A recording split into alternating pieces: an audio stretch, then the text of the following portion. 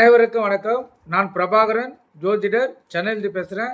இப்போ நான் என்ன சொல்ல போகிறேன்னா, அதாவது 12 ராசிகளுடைய தன்மையை தான் சொல்ல போகிறேன். ராசியில் பார்த்தீங்கன்னா ஆண், பெண் ராசிகள் இருக்குது. அதே போல் சரம், இஸ்தரம், உபயன்று வகைகள் இருக்குது. அது சரம்னா ஒரு வேலையை கொடுத்தீங்கன்னா உடனே முடித்து கொடுத்துருவாங்க. இஸ்தரன்னா ஒரு 2-3 நாள் கழித்து அந்த வேலையை முடித்து கொடுப்பாங்க. உபயனா குறைஞ்சது 10 நாள் கழித்து தான் அந்த வேலையை முடித்து கொடுப்பாங்க. இது இந்த ராசினுடைய சரம், இஸ்தரம், உபயந்தன்மை கருத்தில் கொடுங்க. அதே போல் ராசிகளுக்கு தர்மம், கர்மம், காமம், மோட்சம் இன்னும் அதோடைய இனங்கள் இருக்குது. அந்த இனங்கள் எந்தெந்த ராசிக்கு எது எதுன்னு சொல்கிறேன், கருத்தில் புரிஞ்சுக்கோங்க. அதே போல் இந்த அறம், பொருள், இன்பம், வீடுன்னு இருக்குது. இது முக்கியமாக இந்த திருமணத்துக்காக பார்ப்பாங்க. அறம், பொருள், இன்பம், வீடுன்னு இது அந்தந்த ராசி கட்டத்தில் அமையும். கருத்தில் கொண்டு நீங்கள் பயன்பெறுங்க. அதே போல் ராசியில் நெருப்பு ராசி, நில ராசி, காற்று ராசி, ஜலராசின்னு இருக்குது. இது ஒரு ராசி கட்டத்துக்கும் ஒரு வரும். அதை அடிப்படையாக தான் சொல்ல போகிறேன். இப்போ 12 ராசிகளில் என்னென்ன அடங்கியிருக்குதுன்னு சொல்கிறேன். நீங்கள் கருத்தில் கொண்டு பயன்பெறுங்க. முதல் ராசி மேசராசி. மேசராசின்னா அந்த ராசி ஆண் ராசி, சரராசி, தர்ம ராசி, அறம், நெருப்பு ராசி. ரெண்டாவது ராசி ரிஷபம், பெண் ராசி, இஸ்தரம், கர்மம், பொருள், நிலராசி. மூணாவது ராசி மிதுனம், ஆண் ராசி, உபயம், காமம், இன்பம், காற்று ராசி.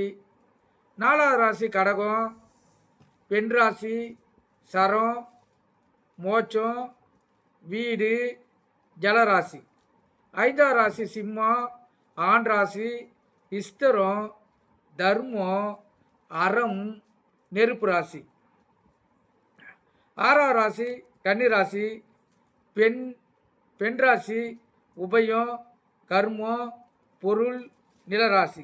ஏழாவது ராசி துளாராசி, ஆண் ராசி, சரம், காமம், இன்பம், காற்று ராசி.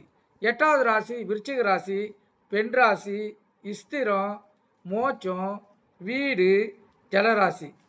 ஒன்பதாவது ராசி தனுசு ராசி, ஆண் ராசி, உபயம், தர்மம், அறம், நெருப்பு ராசி. 10வது ராசி மகரம், பெண் ராசி, சரம், கர்மம், பொருள், நிலராசி.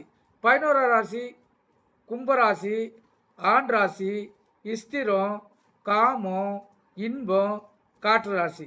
12வது ராசி மீனம், பெண் ராசி, உபயம், மோட்சம், வீடு, ஜலராசி. இதெல்லாம் பார்த்தீங்கன்னா இந்த 12 ராசிகளுடைய உள்ளடங்கிய குணநலங்கள். அவங்க இந்தந்த இப்போ சொன்னதில் அந்தந்த தனி தத்துவத்தை பெற்றிருப்பாங்க. இவங்க இப்போ ஒரு கோயிலுக்கு போகிறாங்கன்னா, இப்போ நெருப்பு ராசினா அந்த கற்பூரம் ஏற்றணும், நில ராசினா கோயிலை சுற்றி வரணும், மிதுன ராசினா அந்த கோயிலுக்கு அதாவது ஃபேன் வாங்கி கொடுக்கலாம், காத்தாடி ஃபேன் வாங்கி கொடுக்கலாம். இல்லை அங்கே இருக்கிற காற்று ஓடல அதான் ஃபேனு கீழே ஒரு 5 நிமிஷம் நின்றுட்டு வரலாம், கருத்தில் கொள்ளணும். இப்போ கடகராசினா அந்த கோயிலுக்கு தேவையான பொருட்களை வாங்கி தரலாம், கோயிலை சுற்றி வரலாம். அது அடிப்படையிலே இது போல் செல்லும், கருத்தில் கொடுங்க. இது ஒரு ராசிக்கும் பொருந்தும். இது எப்படின்னா இப்போ நெருப்பு, நிலம், காற்று இது அடிப்படையே செல்லும். இப்போ கடகராசியை பொறுத்த மட்டும் ஜலராசியாக வருவதால் அது எப்படின்னா பால் அபிஷேகம், பன்னீர் அபிஷேகம், இளநீர் அபிஷேகம், அதுபோல் நீர் ஐட்டம்லாம் அவங்க அபிஷேகம் செய்யலாம். நீங்கள் கருத்தில் கொண்டு பயன்பெறுங்க. இதுதான் இந்த 12 ராசிகளுடைய தத்துவம். இது அடிப்படையில் அவங்கவுங்க குணநலன்களும் அமையும், வேண்டுதல்களும் அமையும், தர்மம், கர்மம் அடிப்படையிலையும் இது அமையும். கருத்தில் கொண்டு பயன்பெறுங்க. நன்றி, வணக்கம். இந்த பதிவு உங்களுக்கு எந்த அளவுக்கு பிடிச்சிருக்குதுன்னு லைக் பண்ணுங்கள், ஷேர் பண்ணுங்கள், கமெண்ட் பண்ணுங்கள். நம்ம சேனலை சப்ஸ்கிரைப் பண்ணாதவங்க சப்ஸ்கிரைப் பண்ணுங்கள்.